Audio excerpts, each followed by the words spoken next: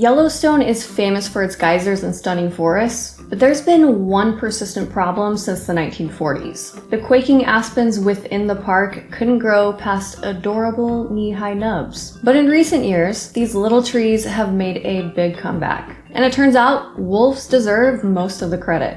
Welcome to the Goodish News channel. I'm Ashley, your professional pessimist. In an effort to be more optimistic, I pretend like none of the bad stuff around us is actually happening, and only bring you news stories that won't make you lose all hope.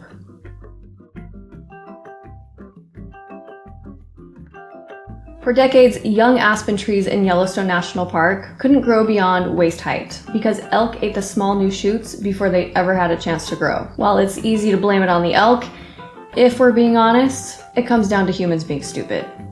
I feel like I say that a lot in these videos. Wolves once roamed from the Arctic to Mexico, but were mostly wiped out in the US by the early 1900s due to habitat loss and extermination programs implemented by the federal government.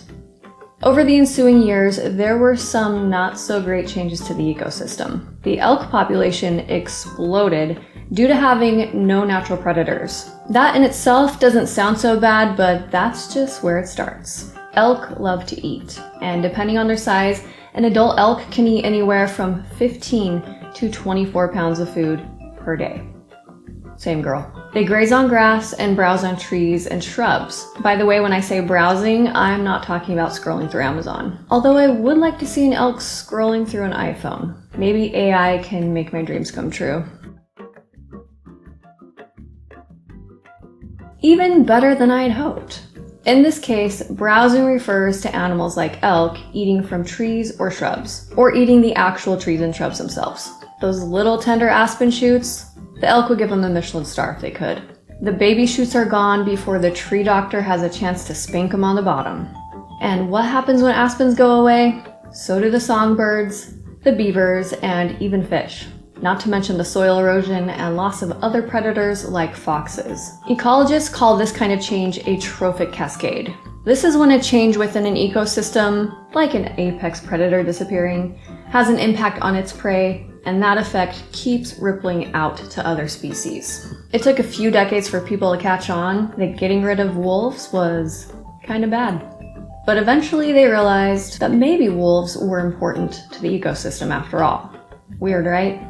In 1973, the northern Rocky Mountain wolf was listed as endangered, and Yellowstone was designated as a recovery area. Since wolves were reintroduced to Yellowstone in 1995, ecologists have seen elk behavior change. The elk have moved farther north, with fewer staying in areas where quaking aspens are concentrated. From 2020 to 2021, researchers saw the first new generation of tall aspen trees in Yellowstone since the 1940s. In 43% of studied aspen stands, there are now young trees between 2 and 4 inches thick at chest height. This growth equals a 152-fold increase since the late 1990s. Aspen saplings that grow above 6.5 feet are much less likely to be eaten by elk. Aspen stands support rich biodiversity, including shrubs, wildflowers, insects, birds, and mammals like beavers. The more open aspen canopy allows light to reach the ground, boosting plant and animal life underneath. As aspens return, riparian areas improve. Those are areas of vegetation located along bodies of water, providing more shade for streams and helping aquatic species. Healthier aspen and willow habitats attract more insects, which in turn feed fish, amphibians, and birds. More plant diversity helps stabilize soil and reduce erosion during heavy rain and runoff. The restoration of wolves has triggered a chain reaction that reshapes the landscape, both physically and biologically. This is that trophic cascade I mentioned earlier. It's not always a bad thing. Good things can ripple out too. If browsing remains moderate and fire continues to clear away old conifers, aspen forests could expand even more. Overall, Yellowstone's aspen forests are finally seeing new growth, and young trees are replacing old ones after decades of decline. And now the real reason I'm doing this story is because I get to tell you about my favorite tree. I'll give you one guess what it is. That's right. The quaking aspen, or Quakie as we call them where I'm from. The Quakie grows 40 to 100 feet tall and is found in moist soils across North America. Quaking aspens are known for their smooth white bark with black scars and heart-shaped leaves that flutter in the wind. The leaf petiole is flat, causing leaves to tremble or quake, even in the slightest breeze, giving the tree its common name. Aspens grow in dense colonies and can tolerate temperatures as low as -75 degrees Fahrenheit and as high as 110. Aspen stands are often one single organism with visible trunks sprouting from the same underground root system. That means that when you see a group of Quakies, you're most likely looking at one large organism, and each tree that you see is actually just a shoot coming off of the main organism. What we typically call trees are actually called trunks or stems. Each stem within a Quakie stand are all genetically the same. Clonal aspen groves can be mapped. The genetically identical stems will change color at the same time in the fall, making different clones visible on hillsides. Aspen clones can live thousands of years. Pando, which is near Fish Lake, Utah, is the largest known clone. Pando is a single organism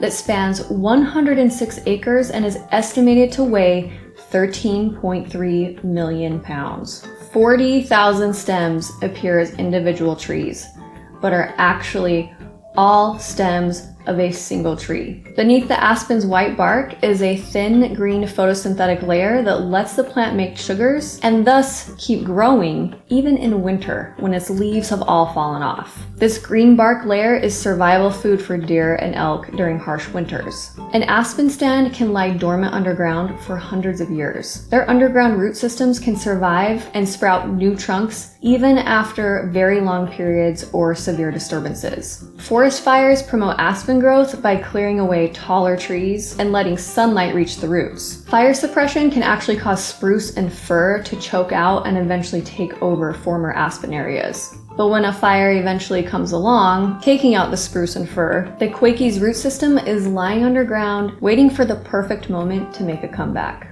And once the aspen are growing, they provide the necessary shade and shelter for other flowers, plants, and trees to also begin growing. Those provide food and shelter for insects, which provide food for animals, and on and on. Say it with me. Trophic Cascade!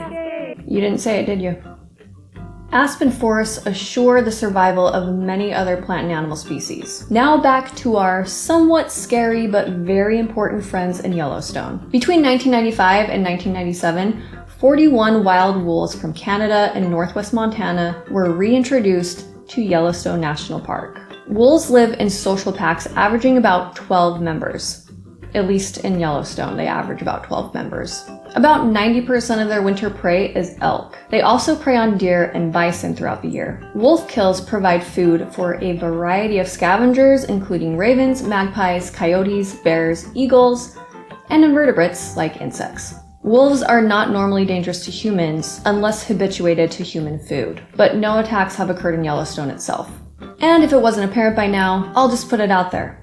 Wolves have significant ecological impacts by controlling prey populations and helping maintain ecosystem balance in Yellowstone. I lived near Yellowstone growing up, and I remember when this happened. Lots of people were upset about the reintroduction of wolves into the park. But over the years, people have seen what a crucial role the wolf plays in Yellowstone. If you're looking for more good news in your life, be sure to check out this video right here. And if you enjoyed this video, please give it a like and consider subscribing so we can ignore all the bad news together.